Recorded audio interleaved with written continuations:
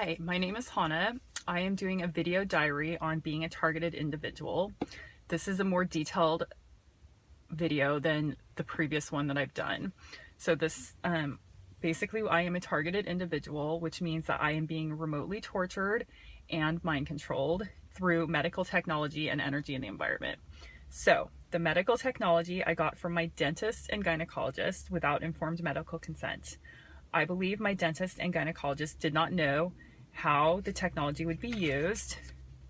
I got what I believe is RFID in 2011 from my dentist. I saw it on the counter after I got cavities filled, and I knew what it was at the time because I had done a paper on it in 2006. And so I believe that it was a routine procedure. I didn't say anything at the time because I just thought this is a routine procedure and it's probably some sort of a security measure, post 9/11 security measure or something. So I just thought, okay, so I have something weird in my teeth. So in 2014, I started getting zapped in the head. In 2015, the zaps began to get intense. In 2016, I took a few zaps to the forehead, but the zaps that I took to the forehead were very, very strong. One of them made me lightheaded. And then also in 2016, I was awakened one night when I felt something rip through my head from the front, pulling into the middle. And shortly after, I noticed I lost some control over speech. Then later, I noticed I lost some control over thoughts, actions, and emotions. I like to use the word uncontrolled body movements, as this holds less stigma than mind control. In spring 2016, with speech, I would go to say something, but what came out would be something completely different. I also did hand signals without having control. In about May of 2016, I began to have uncontrolled orgasms. For instance, I would have intense repeat orgasms even while driving a car. I had days when I would have orgasms all day long. I was very sexually induced and controlled. So, I then noticed my ears began to ring. In May of 2016, I began to hear voices that would give me instruction. At first, they were very confusing in a disinformation sort of way, but then became helpful. They were very faint, almost non-existent. I was getting zapped so hard that actually I didn't get zapped. This was a kind of a different feeling. So I had an experience where I felt like I was having seizures. So what would happen is my arms would start shaking and my eyes would start rolling. And it was kind of actually very intense. And so I had multiple days where I was having that happen, but I only had that happen maybe like on three separate occasions. So I had my eyes started rolling and my arms started shaking like a seizure. So in May 2016, we went to a birthday party. We left to get food and the voices came on mocking me. We sat down for food and I was put to sleep at the table instantly. Walking back, my legs felt like they were moving on their own. Once we arrived back at our relative's house in a neighborhood I am unfamiliar with, my mouth began to move on its own. It started talking faintly, almost in a whisper.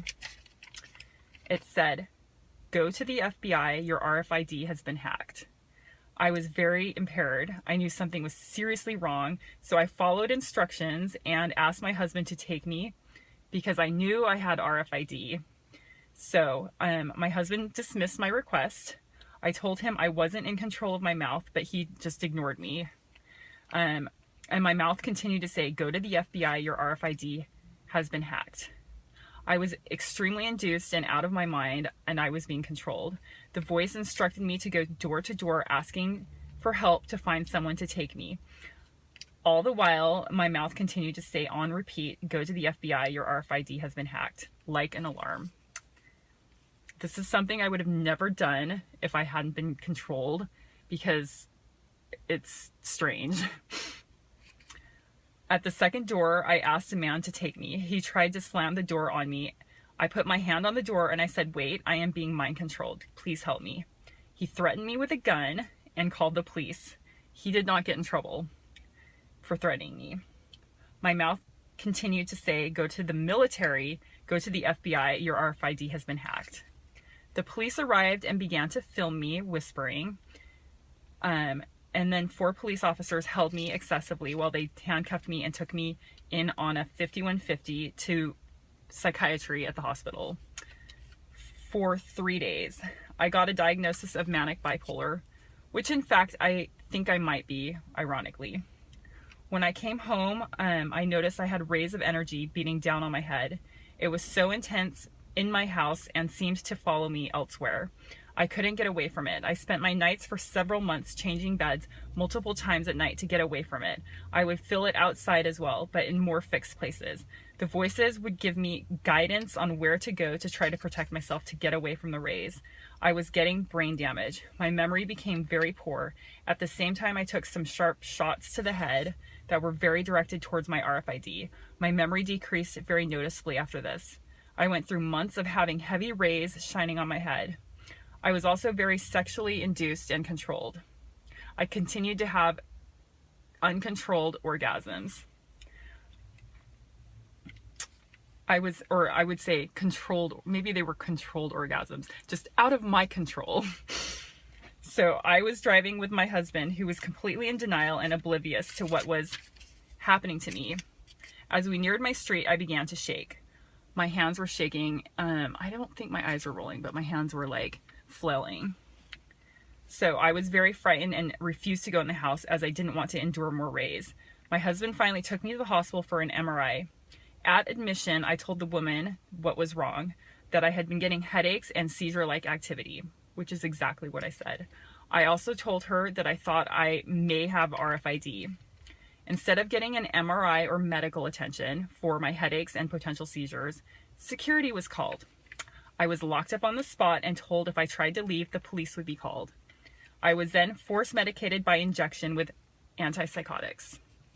The next morning, I was sent to another hospital to psychiatry for 10 days. When I got back home, the rays on my head just got worse and continued for months. Even when I left my house, it happened seemingly everywhere. In fall 2016, it got a little easier. I was able to sleep more.